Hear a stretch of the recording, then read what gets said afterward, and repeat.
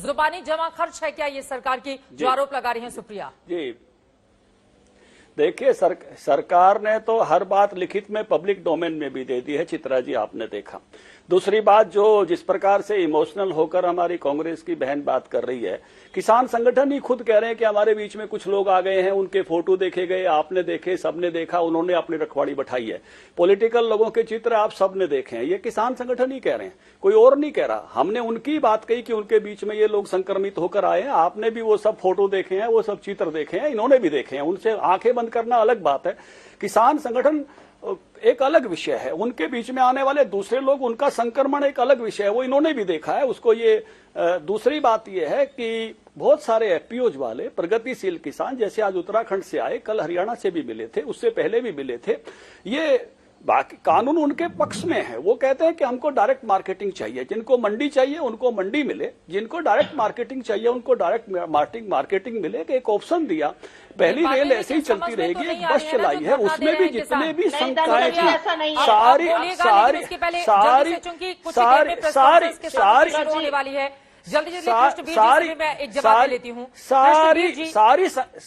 सारी शंकाओं को दूर किया है। और चित्रा जी, केवल आंदोलन करने में ताकत नहीं होती, संगठनों की ताकत आंदोलन को लौटाने में भी होती है। संगठन उनकी आंदोलन उनकी उससे बाहर नहीं निकलना चाहिए।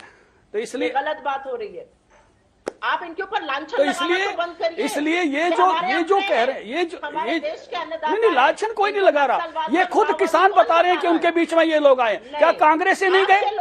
क्या शैलजा नहीं गई? ये बताइए, क्या शैलजा नहीं गई? क्या दीपेंद्र नहीं गए? कौन कांग्रेस से नहीं गया? क्या रणदीप सुरजेवाला नहीं गए? तुम सब जाके रोटियां सेक रहे हो वहां पर।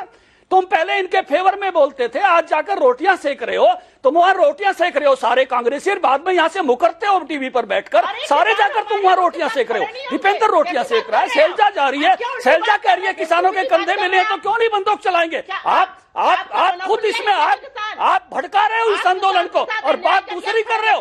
पहले इन कानूनों के तुम पक्ष में थे। भाषण देखिए अपने कपिल सिब्बल जी के, अपना घोषणा पत्र देखिए, हुड्डा की रिपोर्ट देखिए। आप पहले इनके समर्थन में बात करते हो, और बाद में आप भड़काने के लिए जाते हो, और बाद में टीवी पर तीसरी बात बोलते हो। कौन ये कांग्रेसी रोटियां सेक रहे हैं? इस पर सारा देश देख रहा है। सारा आंदोलन कांग्रेस इस पर रोटियां सेक रही है, सारा देश देख रहा है। कांग्रेस क्या कर रही है सारे देश के सामने, और इसी कारण से कांग्रेस की देश में ये हालत हो गई है। और आगे देखना, आपको सरेआम देख रहे हैं। आप इस पर रोटियां सेक रहे हैं, सारे कांग्रेसी ये सब देख रहे हैं, ये सब देख रहे हैं। वो सोफे वाला ट्रैक्टर सबने देखा जिस पर राहुल घुमा था, वो सोफे वाला ट्रैक्टर, वो जलाने वाला ट्रैक्टर सबने देखा, इंडिया गेट पे जलाया, पंजाब के बॉर्डर पर जलाया। तुम इसमें घुसे हुए हो। ये कांग्रेसी इस पर रोटियां सेक रहे हैं। किसान आंदोलन पर कांग्रेस रोटियां सेक रही है, सारा देश देख रहा है, इससे आप नकार नहीं सकते। कांग्रेस इसमें घुसी हुई है, रोटियां सेक रही है। कांग्रेस इसका खामियाजा भी कांग्रेस भुगतेगी। ये देश के बिल्कुल सामने है, सबने देखा है दीपेंद्र को रोटियां सेकते हुए वहां पर, सबने देखा है शैलजा को वहां बैठे हुए, सबने देखा है जब आपने कंबल दिए तो किसानों ने आपके साथ क्या व्यवहार किया, सबने देखा है रणदीप सुरजेवाला गए तो क्या हुए, सबने देखा है जब राहुल ट्रैक्टर पर आए तो क्या हुआ, जब ट्रैक्टर चलाया, ट्रैक्टर यहाँ भी जलाया वहां भी जलाया। अरे कांग्रेसियों, तुम तो इसके अंदर अलग ढंग से घुसे हुए हो। तुम्हारी मंशा कुछ और है, तुम्हारी मंशा किसानों की नहीं है। तुम 6 साल तक स्वामीनाथन रिपोर्ट को दबाए बैठे रहे, हुड्डा कमेटी को तुमने लागू नहीं किया। तुम तो पक्के किसानों के चोर हो कांग्रेसियों, पैरों नीचे दबाए बैठे रहे। स्वामीनाथन रिपोर्ट को 6 साल तक कोई जवाब है आपके पास? 6 साल तक स्वामीनाथन रिपोर्ट दबाए बैठे रहे। हुड्डा कमेटी की रिपोर्ट आप लोगों ने इम्प्लीमेंट नहीं की, कभी किसानों को एक पैसा सीधा खाते में नहीं दिया। कांग्रेस पार्टी को किसानों को जो देती रही है, सारा देश जानता है तुम लोगों को।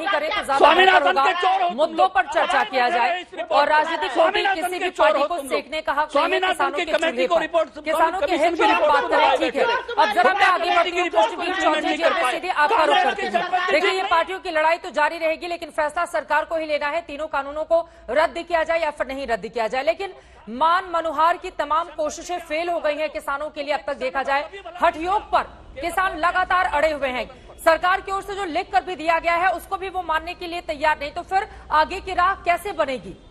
बातचीत का रास्ता कैसे तय किया जाएगा? एक मुकाम तक दोनों ही, चाहे किसान की बात करें, सरकार की बात करें, कैसे पहुंचेंगी? देखिए चित्रा जी, मैं सरकार बात करूं ने अभी चित्रा भी जी? अपने दरवाजे खुले रखे हैं, बार बार आग्रह कर रही है, बार बार आग्रह कर रही है, सबको बुलाया है।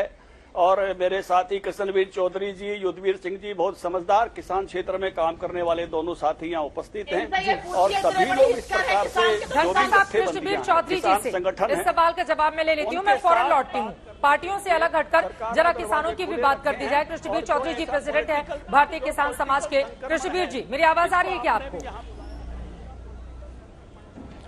आ रही है आपकी आवाज मुझे। ये देखिए, हठयोग कब सच्चाई खत्म ये होगा है सर किसानों का? कि जो